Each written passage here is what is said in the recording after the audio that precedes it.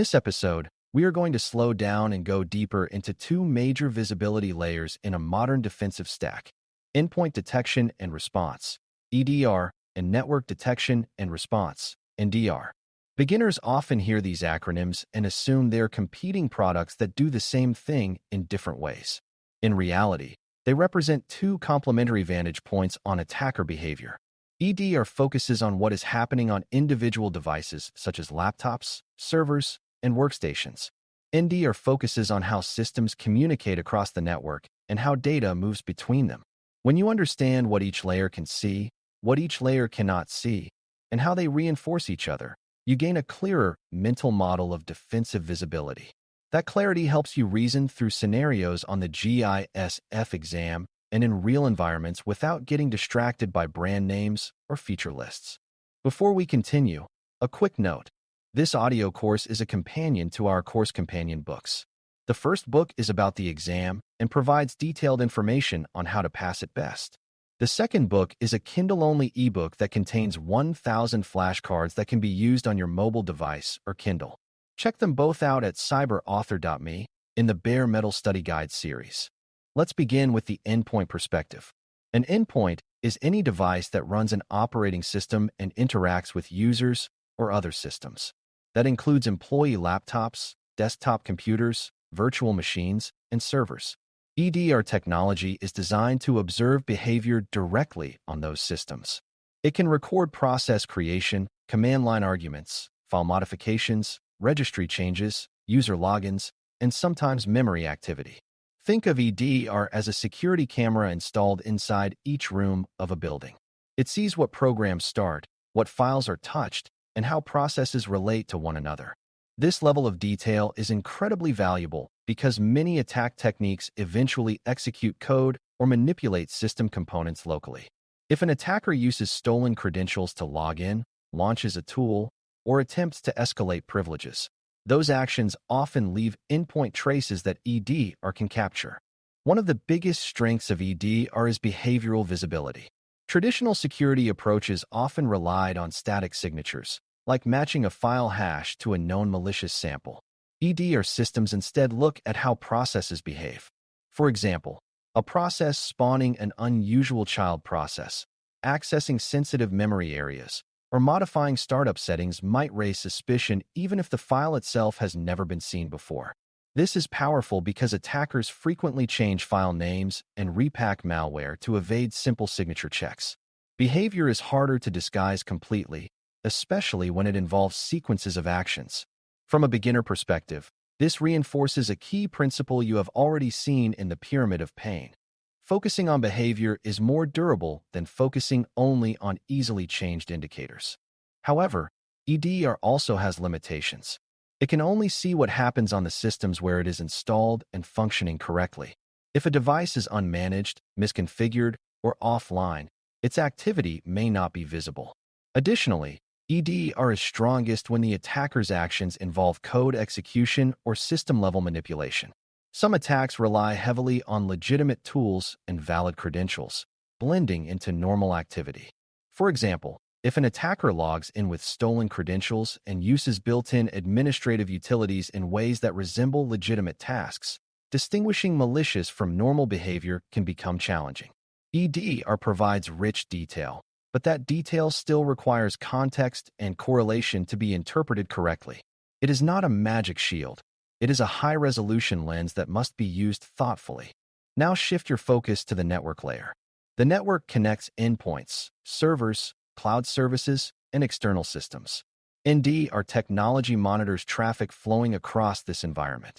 It analyzes connection patterns, data flows, protocol behavior, and communication timing.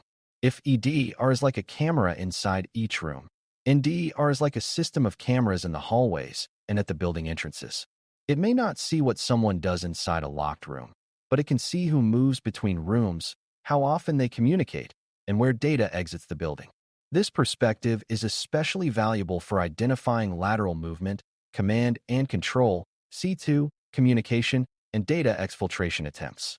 Even if endpoint details are limited, unusual network behavior can signal that something is wrong. One of the core advantages of NDR is its broad scope. It can observe patterns across many systems simultaneously. For example, if multiple devices begin communicating with an unfamiliar external destination at regular intervals, that pattern may indicate C2 activity. If a user account suddenly accesses several internal servers in quick succession, that may suggest lateral movement. Network-level visibility can reveal relationships that are difficult to see from a single endpoint. It is also helpful in environments where installing endpoint agents everywhere is impractical. However, like EDR, NDR has limitations. Encrypted traffic can obscure content details, and legitimate high-volume data transfers can sometimes resemble exfiltration unless carefully contextualized. NDR excels at pattern recognition across communication channels, but may not always reveal the exact process or command responsible on the originating device.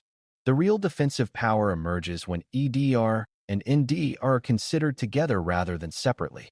Imagine an alert that indicates unusual outbound traffic from a server to an external IP address. From the NDR perspective, you might see timing patterns in data volume that suggest C2. From the EDR perspective, you might identify the specific process responsible for initiating the connection, the user account under which it ran, and the sequence of commands that preceded it. Together, these layers transform suspicion into a clearer narrative. The network shows you the communication pattern. The endpoint shows you the behavior that produced it. This combination reduces uncertainty and speeds investigation. On the GISF exam, understanding this layered visibility helps you choose answers that emphasize defense in depth rather than single-tool reliance. Another important concept is coverage across attack stages. Early in an attack, such as during phishing-based credential theft, EDR might detect suspicious process behavior on a user device if malware is involved. NDR might detect connections to a suspicious domain used in the phishing campaign. During lateral movement, EDR might detect unusual administrative commands or service creation on a host, while NDR might detect new communication paths between internal systems. During exfiltration, NDR might detect large outbound data transfers, while EDR might detect file archiving or staging behavior beforehand. Each stage leaves different traces at different layers. Understanding which layer is most likely to surface evidence at each stage helps you anticipate where to look first. Emerging intelligence also plays a role in how these technologies are used. Threat intelligence may describe a new technique for credential dumping or a new style of C2 beaconing. That intelligence can inform both endpoint and network detection strategies. If intelligence suggests a specific behavioral pattern, such as periodic low-volume outbound connections over an unusual protocol, NDR detection can be tuned to watch for that pattern. If intelligence highlights a technique that abuses a legitimate system process to execute commands, EDR can be tuned to monitor that process for suspicious arguments or child processes. The key lesson is that intelligence is not just a list of IP addresses or file hashes. It can shape how you interpret telemetry at both the endpoint and network levels, raising the overall quality of detection. Beginners sometimes assume that more data automatically means better security. In reality, visibility without prioritization can create confusion. EDR and NDR both generate large volumes of telemetry. The challenge is integrating them into a coherent story through correlation and triage workflows. For example, an endpoint alert about a suspicious process might be low confidence on its own. A network alert about unusual outbound traffic might also be low confidence alone. When correlated together, they may represent a high-confidence incident. This reinforces a central theme from earlier lessons. Layered signals are more powerful than isolated ones. Working smarter means combining endpoint and network context before escalating decisions. It is also important to consider blind spots. Attackers may deliberately attempt to evade one layer of visibility. They may disable endpoint agents, operate only in memory, or use encrypted channels to blend into normal traffic. Defense in-depth acknowledges that no single layer is perfect. If endpoint visibility is degraded, network patterns may still reveal anomalies. If network visibility is limited due to encryption or architectural complexity, endpoint behavior may still provide clues. By understanding the strengths and weaknesses of each layer, you avoid unrealistic expectations. Instead of asking which is better, You ask how they complement each other in covering different aspects of attacker behavior. From a strategic perspective, thinking in layers also aligns with the shared responsibility mindset you will encounter in cloud and hybrid environments. In on-premises settings, you may control both endpoint and network infrastructure. In cloud environments, some layers may be abstracted or managed differently. Even then, the core principle remains. You need visibility into system behavior and communication patterns. The specific technology may differ, but the reasoning model stays the same. You ask what actions leave traces locally and what actions leave traces in communication pathways. Then you ensure those traces are observable and actionable within your defensive stack. By the end of this lesson, you should be able to articulate clearly what EDR sees, what NDR sees, and why both matter. EDR provides detailed behavioral insight into processes, user activity, and system changes on individual devices.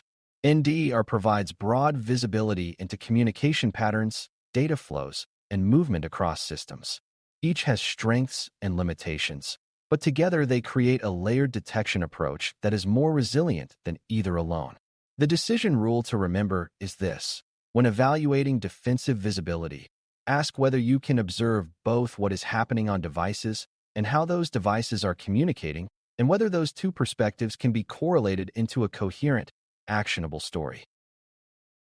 Thanks for listening.